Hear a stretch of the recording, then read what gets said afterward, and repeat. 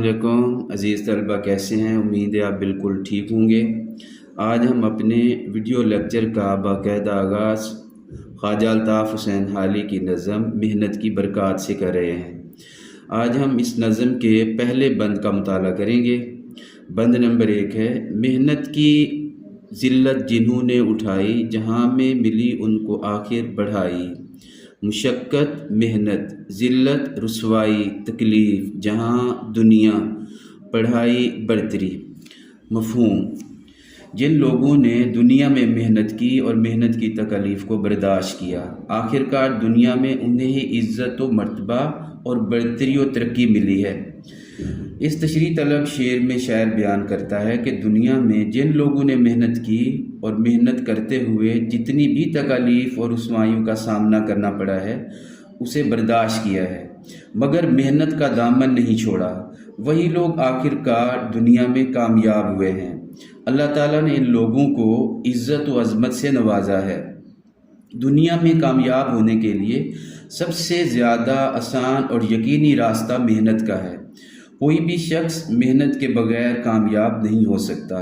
अल्लाह ताला उन्हीं लोगों को कामयाबी अता करता है जो मेहनत करते हैं।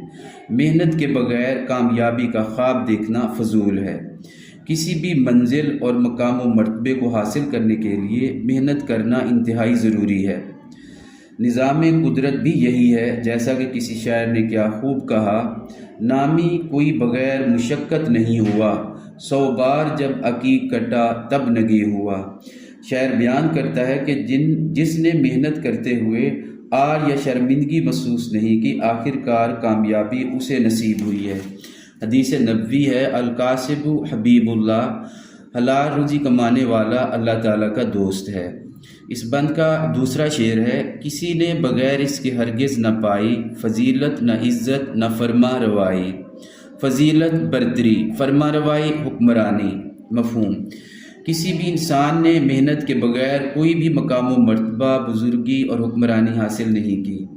इस तशरीह तलब शेर में शायर बयान करता है कि दुनिया में ऐसा कोई शख्स नहीं है जिसे मेहनत के बग़ैर कोई मकाम व मर्तबा, इज़्ज़त, बुज़ुर्गी, बढ़ाई या हुक्मरानी मिली हो। हर कामयाब शख्स के पीछे उसकी मुसलसल सख्त मेहनत है। ऐसा हरगिज़ नहीं हो सकता कि मेहनत के बग़ैर कोई दायमी कामयाबी, मुकाम व मर्तबा मिला हो। इंसान जितनी मेहनत करता है उतनी ही इज़्ज़त और मर्तबा उसे मिलता है। जैसा कि अल्लाह ताला ने कुरान मजीद में फरमाया है, जिसका मफ़हूम है, इंसान जितनी मेहनत करता है उसे उतना मिलता है। शायर बयान करता है कि सब कुछ मेहनत से ही हासिल होता है, हत्ता कि बढ़ाई और हुक्मरानी भी मेहनत से हासिल होती है। अगर हम निज़ाम दुनिया का बगौर जायज़ा लें तो दुनिया में वही लोग सुरखरू और कामयाब हुए हैं जो मेहनत करते हैं। अल्लाह ताला के अंबिया कराम ने भी सख्त मेहनत की, मुख्तलिफ पेशे अपनाए और सख्त से सख्त हालात का डट कर मुकाबला किया।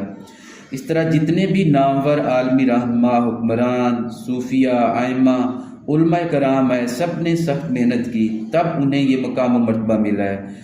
इसके बरक्स जिन लोगों ने मेहनत से जी चुराया वो नाकाम रहे, उन्हें मुआशरे में किसी किस्म की कोई इज़्ज़त और मकाम व मर्तबा न मिल सका। बकौले शायर, वही लोग पाते हैं इज़्ज़त ज़्यादा जो करते हैं दुनिया में मेहनत ज़्यादा। इस बंद का शेर नंबर 3, निहाल इस गुलिस्तान में जितने बड़े हैं, हमेशा वो नीचे से ऊपर चढ़े हैं। निहाल पौधे, दरख्त, गुलिस्तान बाग। मफ़हूम: बाग में जितने भी दरख्त हैं वो नन्हे पौधे से बढ़कर बड़े हुए हैं, इसलिए इंसान मेहनत करके नीचे से ऊपर तरक्की कर सकता है। इस तशरीह तलब शेर में शायर बयान करता है कि दुनिया का दस्तूर है और यही कानून फितरत है कि हमेशा थोड़े से ज़्यादा, छोटे से बड़े और नीचे से ऊपर तरक्की की जाती है। इसके लिए इन्होंने नन्हे पौधे की मिसाल दी है कि कैसे वो छोटा सा और कमज़ोर लगाया गया था, पौधा वक्त के साथ साथ नशोदमा पाकर एक मजबूत तनावर दरख्त बन जाता है। ये बढ़ोतरी का अमल हमेशा नीचे से ऊपर होता है, मगर इस तमाम अमल में मुसलसल देखभाल और मेहनत की ज़रूरत होती है। यही मिसाल दुनिया की दीगर मखलूक़ात की भी है कि किस तरह एक नन्हा सा बच्चा नशोनुमा पाकर एक सेहतमंद जवान बनता है। शायर मज़ीद बयान करता है कि यही फितरत का असूल है और निज़ाम कुदरत है।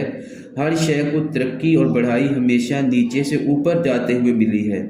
جس نے بھی محنت کی اللہ تعالیٰ اسے بڑھائی اور مقام و مرتبہ ضرور عطا فرماتا ہے۔ ہمیشہ ترقی اور کامیابی آہستہ آہستہ اور مسلسل محنت سے حاصل ہوتی ہے۔ ایسا نہیں ہوتا کہ سب کچھ راتوں رات بغیر محنت کے حاصل ہو جائے۔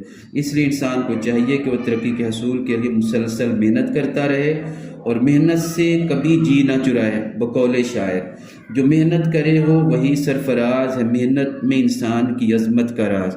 امید ہے کہ آپ کو ان اشعار کی اچھی طرح سمجھ آ گئی ہوگی۔ اللہ حافظ۔